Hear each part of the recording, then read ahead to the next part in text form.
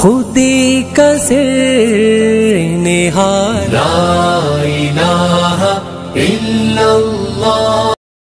نا ایک بھائی ہیں ہمارے حافظ نعمان صاحب امریکہ سے، آپ کے ساتھ بھی ان کا بہت اچھا رابطہ ہے. تو انہوں نے چند دن پہلے ایک سوال آپ سے پوچھا تھا کہ کیا حضرت عبداللہ بن عباس رضی اللہ تعالیٰ عنہ نے کسی ایسے ہوا کہ انہوں نے جمعہ نہ پڑھایا ہو اور اذان کے اندر ہی یہ بات کہہ دی ہو کہ الا صلو فی الرحال؟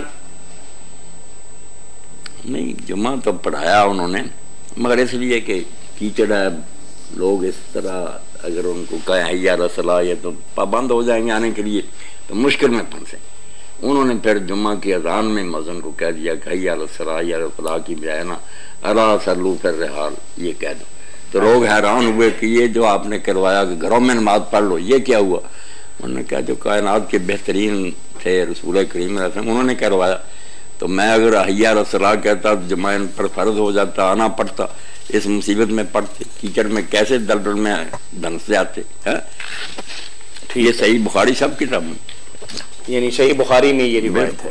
اچھا، تو ایسا بھی ہوا تھا کہ اس دن انہوں نے جمعہ اور عصر کی نماز کو ملا کے پڑھایا ہو؟ نہیں، یہ نہیں ذکر اس میں. آپ تو آئے تھے نا مسجد میں، تھوڑے سے بندے تھے، 6-7 پڑھ لیا.